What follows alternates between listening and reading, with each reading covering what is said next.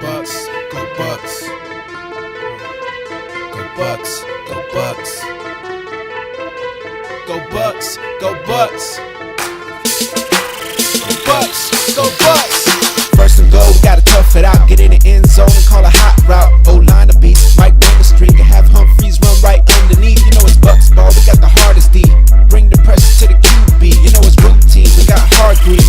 Welcome to Tampa, welcome to Germany. Go Bucks, go Bucks. Reppin' for my team. Go Bucks, go Bucks. You know we want the ring. Go Bucks, go Bucks. Welcome to the Bay. Go Bucks, go Bucks. Tune in with Buccaneer Blake. Doug's back, we can run and toss. Mike Evans looking like Randy Moss. And Jameis make the play after play. On the defense, you can't stop Levante. On my boy McCoy, who you can't avoid. At the Raymond James, you about to feel the pain. If you a Bucks fan, make a lot of noise. If you a Bucks fan, make a lot of noise. Go Bucks.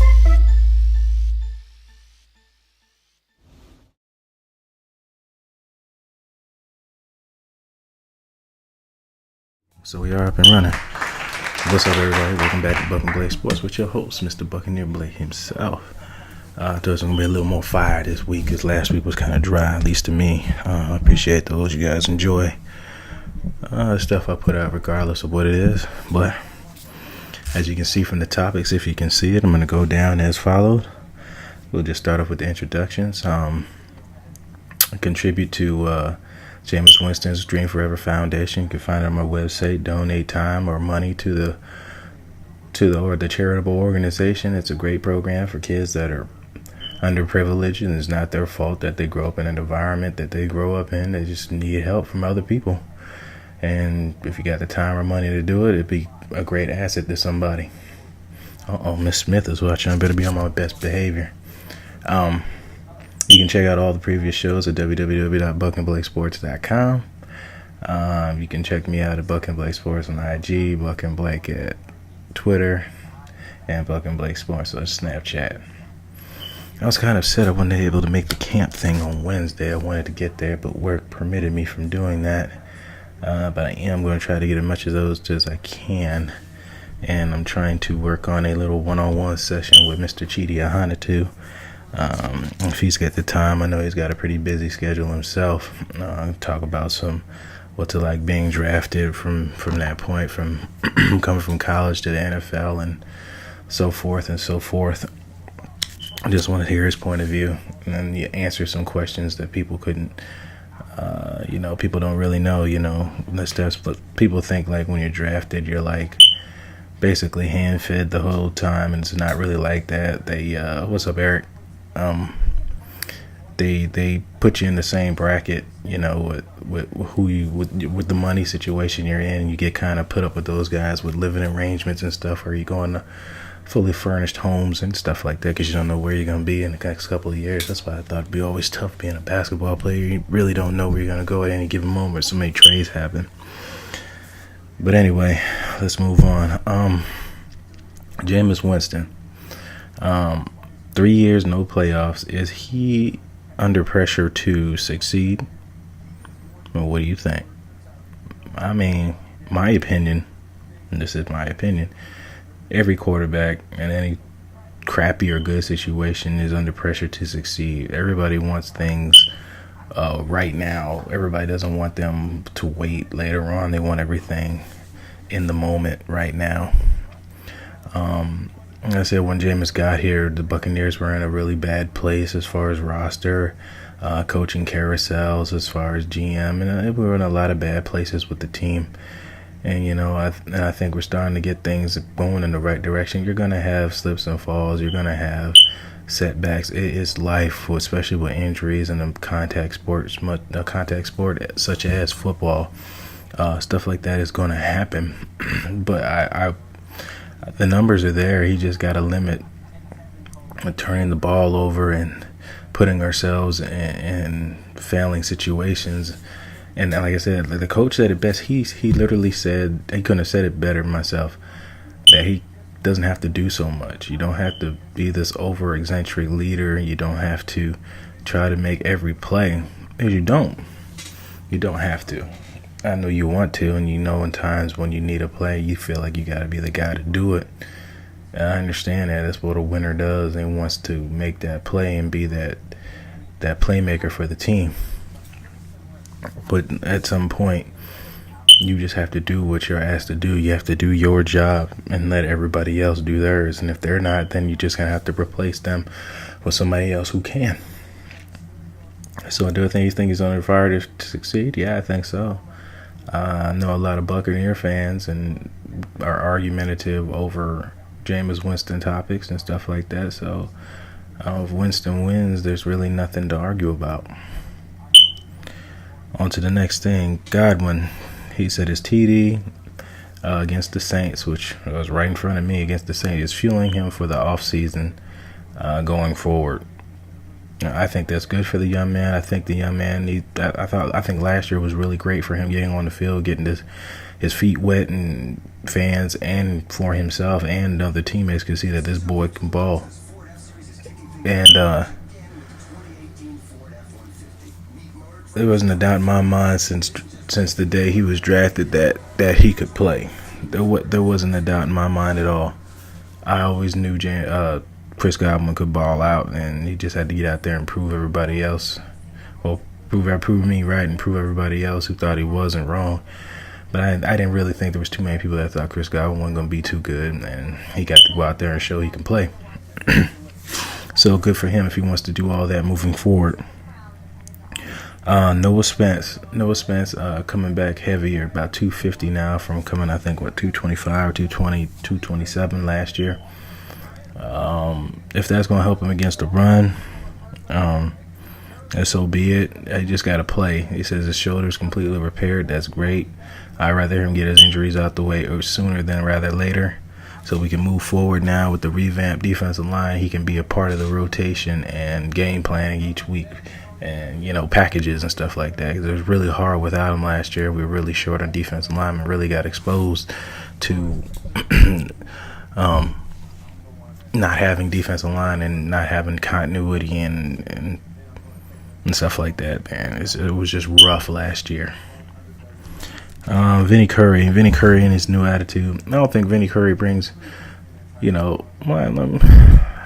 think everybody wants to win. The right guys that you bring here, I think they all want to win when they come here, and they all want to have that fire, and they all want to produce for this team and help this team win and do whatever they can. Of course, they play well, they want to get paid.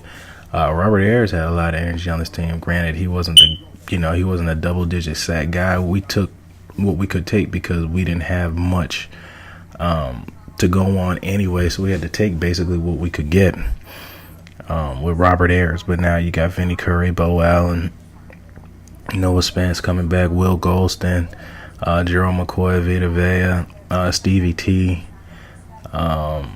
Lambert. Yeah, and then now you're talking. You got a bunch of numbers now and a bunch of packages you can mix in on running and pass situations or both situations. Now we got actually a rotational defensive line. Now I still think we need work. Still think we need some guys in there, but this is definitely something better working forward. You don't necessarily have to get sacks. You just have to get pressure, force quicker throws, force error throws.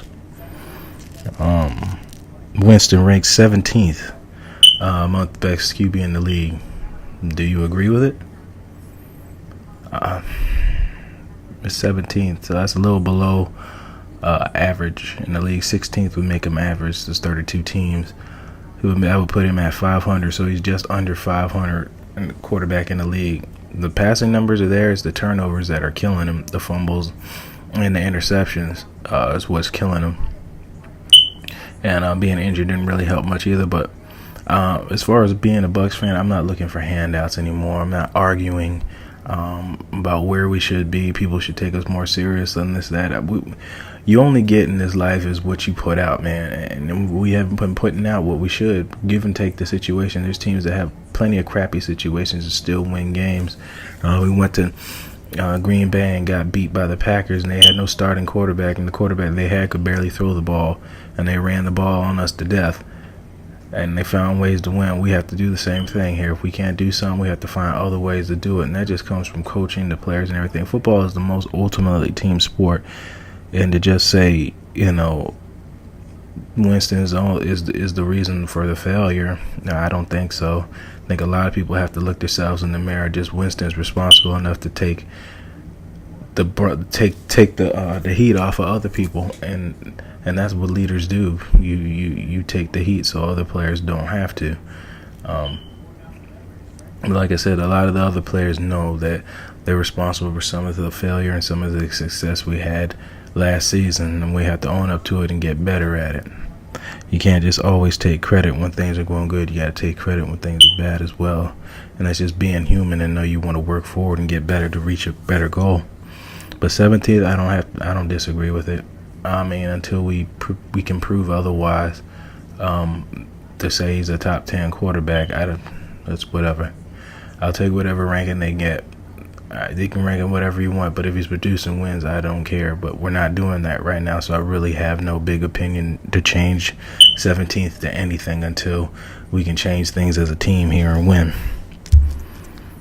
And he has to do that by just being himself and not trying to do too much. Next thing, run pass option. The run pass option in the goal line. Well, if we're going to do that, Jameis Winston's got to get on his little horse there and start running and making people miss, like Russell Wilson does.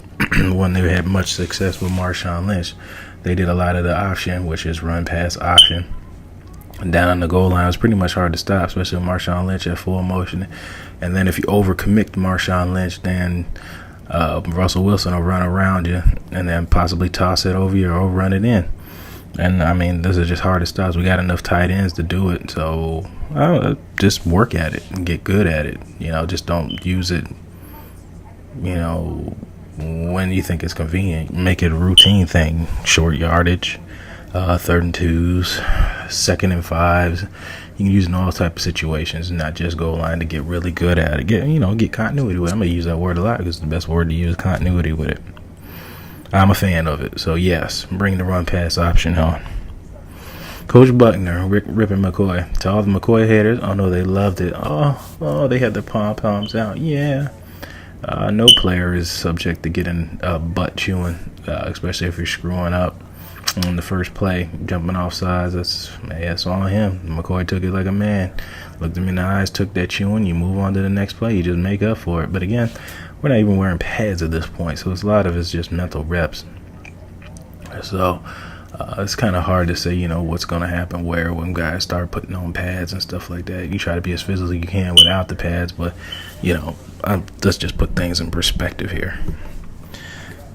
So, like I already talked about this millions of times, the coaching attitude has to change. The coaching has to get better. Game time situations to game time situations to in-game situations. That all has to change altogether. And a lot of it, Dirk Cutter knows that he made some pretty crappy calls and vivid or crazy game time situations, and he said I picked the wrong play, and he's got to get better at that. And I'm glad he turned the offensive play calling over to Todd Monken, because being a head coach, there's so many more intangibles you got to deal with besides calling plays. You're trying to call plays, and then you're trying to manage a team. Like no, you just like you got to do one or the other. I mean, can you dip and dive and be like, hey, what do you think about this in this situation? Yeah, you can do that, absolutely. But to just take on full time, you need to manage this team. This team needs to be managed correctly. We need to have coaches here that can move on to get head coach. In other words, that's how you know you're doing things right here, when your guys are moving on to another position. I know it sucks that you lose guys, but it's the ultimate achievement for a head coach that his assistants can move on to get head coaching jobs. That solidifies you as being a good head coach. When you make from coaches to players, when you make bad players average players good, and good players great, and great players to superstar. That's the same thing as coaches. You make a bad coach to average coach to good. I'm not going to go through it again, but you get the point. And that's just what it is, and that's how you solidify when you're doing things right. Carlton Davis has been getting mad. What's up, AB? Carlton Davis has been getting mad props from the coaches. They say he's playing man well, he runs well. They said the tape didn't really show it. I can be with that too. I went to I placed first place way back in the day. I'm just using me as an example because it actually happened to me. We did the Great Gridiron Challenge, and Coach Bailey, you can validate this story as you were there. The Great Gridiron Challenge at Methodist College, where all the county players from all over the state came together, and we competed for 40 times, shuttle times, vertical, bench press reps, and yeah, I think that was it. And you combine all those scores together, and you got placed whatever weight division you were in. And the reason I bring this up is because they say that the tape didn't really show, how fast Carlton Davis can move. And I said that as well when a couple schools went there. It was the same thing as me. And the tape didn't really show how nimble I was until you got to see you in action running drills and things like that. And I don't know what Carlton Davis was running at Auburn, but it could be the same thing. You weren't asked to do too much. You were just asked to do a certain amount of things, and though you could have did more, you're just doing your job. And sometimes you can fly under the radar. Oh, for the record, I placed first in my division on that story, by the way. Or is that Carlton did? Yeah. So sometimes you fall under the radar a little bit with that, and that's just is what it is. Projected starters, I think, and they will be Brent Grimes, it'll be Carlton Davis, and Hargraves coming out the slot. I hope it works out for him. I hope Vernon Hargraves becomes a great slot. If that's the place that we find to put him at, then so be it.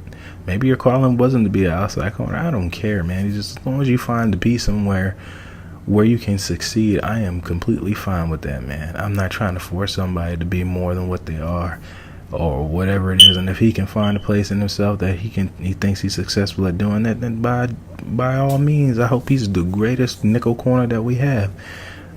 Can be a guy come in there and get picks, lay some hits, disrupt some passes. Hell, he can be the best nickel corner that he can be, and I'm gonna support him. And that's good coaching if you can find it and produce a great nickel corner in him, more like a Captain Munderland, and produce well out of slot. So be it. I don't have much. I don't have anything else. I pretty much went through everything I had for me today. We'll end this as we always do. You're the master of everything. What you do with your life, what you do with it is entirely up to you. Thank you guys. God bless, and fire those cannons.